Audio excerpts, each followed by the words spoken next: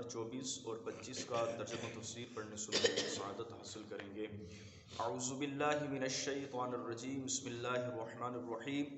وَإِذَا قِيلَ لَهُم مَّاذَا أَنزَلَ رَبُّكُمْ قَالُوا أَسَاطِيرُ الْأَوَّلِينَ،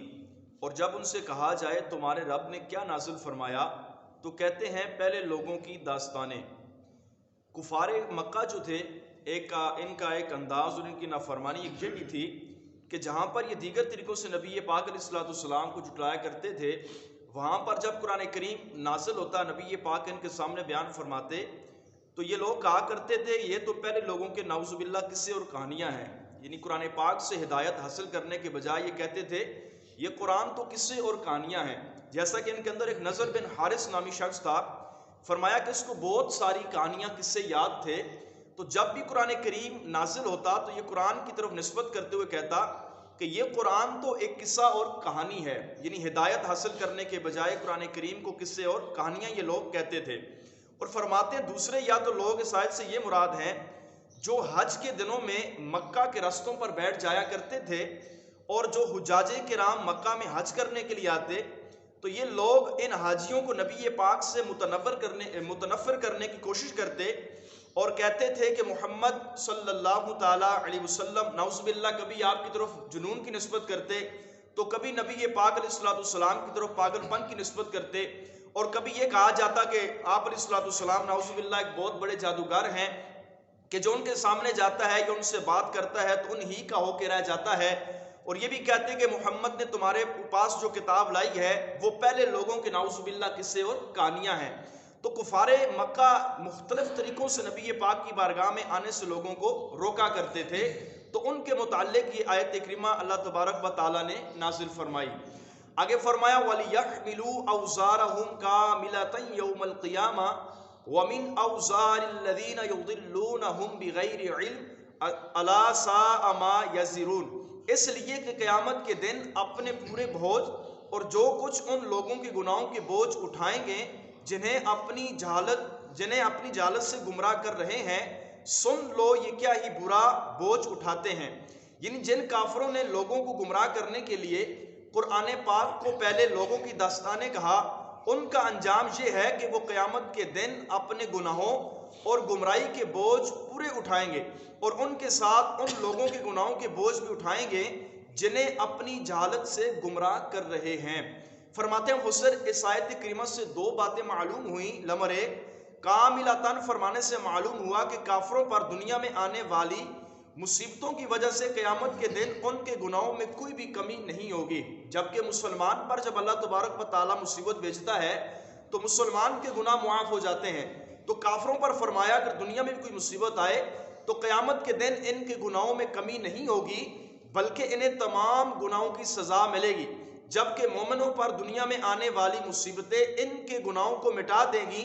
یا مومن کے درجات کو بلند کر دیں گی۔ مصیبتوں سے مومن کے گناہ مٹنے کے بارے میں بریدہ اسلمی رضی اللہ تعالیٰ عنہ فرماتے ہیں میں نے نبی پاک علیہ الصلوۃ والسلام کو فرماتے ہوئے سنا کہ مسلمان کو جو مصیبت پہنچتی ہے، حتیٰ کہ کانٹا بھی جو اس کو چبھتا ہے پاؤں میں، اس کی وجہ سے یا تو اللہ تبارک و تعالیٰ اس کا کوئی گناہ مٹا دیتا ہے جس کا مٹانا اس مصیبت پر موقوف تھا، یعنی یہ مصیبت آنی تھی اس کی وجہ سے اللہ نے اس کا گناہ معاف کرنا تھا، تو فرمایا کانٹا بھی جو بندے مومن کو چبھتا ہے اللہ تعالیٰ اس کی وجہ سے بھی اس کا گناہ مٹا دیتا ہے، یا اسے کوئی بزرگی عطا فرماتا ہے مصیبت کی وجہ سے، بندہ اس مصیبت کے علاوہ کسی اور ذریعے سے اس تک نہ پہنچ پاتا، تو رب تبارک و تعالیٰ وہ مصیبت اپنے بندے پہ نازل کر کے اس کو وہ مقام دے دیتا ہے۔ جس طرح اللہ تبارک و تعالیٰ کے جو اولیاء ہوتے ہیں، اولیاء اللہ پر کثیر اللہ تبارک و تعالیٰ کی مصیبتیں آتی ہیں، اور خود نبی پاک علیہ الصلوۃ والسلام کو فرماتے ہیں کہ جتنی مصیبتیں مجھ محمد پہ آئی ہیں مجھ سے پہلے کسی بھی نبی پہ اتنی مصیبتیں نہیں آئیں۔ تو اللہ تبارک و تعالیٰ اپنے بزرگیدہ بندے، اپنے مقبول بندوں کو مصیبتوں کے ذریعے آزماتا ہے، جب وہ مصیبتوں پر صبر کرتے رہتے ہیں اللہ تبارک و تعالیٰ ان کے درجات کو بلند فرماتا ہے۔ تو عام بندہ مومن بھی اگر مصیبتوں پر صبر کرے تو فرمایا اس کی ایک تو رب گناہ مٹاتا ہے، اور اللہ چاہے تو اس کا درجہ بھی بلند فرما دے۔ قوم کا امیر اور سردار، دوسری بات آیت سے یہ معلوم ہوئی کہ قوم کا امیر، سردار یا رہنما جو برا طریقہ ایجاد کرے اور جو لوگ اس کی پیروی کریں تو اس برا طریقہ ایجاد کرنے کا گناہ اس کو بھی ہوگا، اور جو لوگ اس برے طریقے پر عمل کریں گے ان کے گناہوں کے برابر ایجاد کرنے والے کو بھی گناہ ہوگا۔ اس کو کہتے ہیں بدعت سیئہ۔ بدعت کی دو قسمیں ہوتی ہیں، ایک بدعت حسنہ ہوتی ہے اور ایک بدعت سیئہ ہوتی ہے۔ تو جس نے فرمایا دین کے اندر کوئی ایسا کام ایجاد کیا جس سے اسلام کو نقصان پہنچا، تو جب تک فرمایا لوگ اس پر عمل کرتے رہیں گے، ایک تو یہ کام ایجاد کرنے والے کو بھی گناہ ملتا رہے گا اور اس پر عمل کرنے والوں کا گناہ بھی اس کو ملے گا۔ کسی نے گانا گایا، اب گانے والا کام اس نے ایجاد کیا تو گانا جس نے گایا اس کو تو گناہ ملے گا۔ اب قیامت تک جتنے لوگ اس کا وہ گانا سنیں گے، اس گانا سننے والوں کا جو گناہ ہے وہ بھی اس کو ملے گا۔ اسی طرح دیگر کئی مثالیں آپ لے لیں گناہوں کی، جتنے بھی آج گناہ دنیا کے اندر ایجاد کیے گئے ہیں، جتنے بڑے بڑے گناہ ہیں، موبائل کے ذریعے ہیں، وہ ٹی وی کے ذریعے ہیں یا دوسرے طریقوں سے ہیں، اب جن لوگوں نے یہ گناہ ایجاد کیے ہیں، اب اللہ جانے کہ ان کا اگر زندہ ہیں یا مر گئے تو قبروں کے اندر ان کا کیا حال ہوگا۔ تو جس نے فرمایا برا کام ایجاد کیا اس کو تو گناہ ملے گا، جو لوگ اس کے اس غلط کام پہ عمل کرتے رہیں گے اس کو بھی جو ہے ان لوگوں کا گناہ بھی اس کو ملتا رہے گا۔ اب دوسری ہے بدعت حسنہ۔ نبی پاک علیہ الصلوۃ والسلام نے ارشاد فرمایا جس شخص نے ہدایت کی دعوت دی اور اس سے اس کی ہدایت کی پیروی کرنے والوں کے برابر اس کو اجر ملے گا اور پیروی کرنے والوں کے اجر میں کوئی بھی کمی نہ ہوگی۔ جس شخص نے کسی گمراہی کی دعوت دی اس سے اس گمراہی کی پیروی کرنے والوں کے برابر گناہ ہوگا اور اس پیروی کرنے والوں کے گناہوں میں کوئی کمی نہ ہوگی۔ یعنی ایک بندے نے کسی کو ہدایت کی طرف بلایا، کسی نے کوئی اچھا کام ایجاد کیا، تو فرمایا جب تک لوگ اس اچھے کام پہ عمل کرتے رہیں گے اس اچھا کام ایجاد کرنے والے کو بھی ثواب ملتا رہے گا۔ اب جیسے کسی نے اذان سے پہلے نبی پاک کو درود و سلام ایجاد کیا،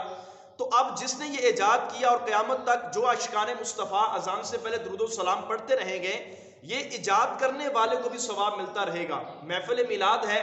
اسی طرح دیگر نیکیوں کے جو کام ہیں، یہ جس بندے نے ایجاد کیے ہیں جب تک لوگ ان پر عمل کرتے رہیں گے ایجاد کرنے والے کو بھی ثواب ملتا رہے گا۔ فرمایا عمل کرنے والوں کے ثواب کے اندر بھی کوئی بھی کمی نہیں کی جائے گی۔ ابو جریر بن عبداللہ فرماتے نبی پاک نے ارشاد فرمایا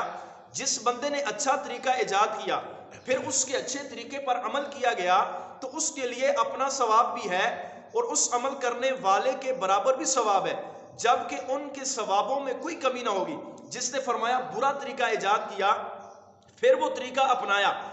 پھر وہ طریقہ فرمایا لوگوں نے اس کا اپنایا، تو اس کے لیے اپنا گناہ بھی ہے اور اس برے طریقے پر عمل کرنے والوں کے برابر بھی گناہ ہے، جبکہ ان کے گناہوں کے اندر کوئی بھی کمی نہیں کی جائے گی۔ تو اللہ تبارک و تعالی ہم سب کو بدعت حسنہ پر عمل کرنے کی توفیق عطا فرمائے، بدعت سیئہ سے اللہ کریم ہم سب کو بچنے کی توفیق نصیب فرمائے۔ آمین بجاہ نبی الکریم صلی اللہ تعالی علیہ وسلم۔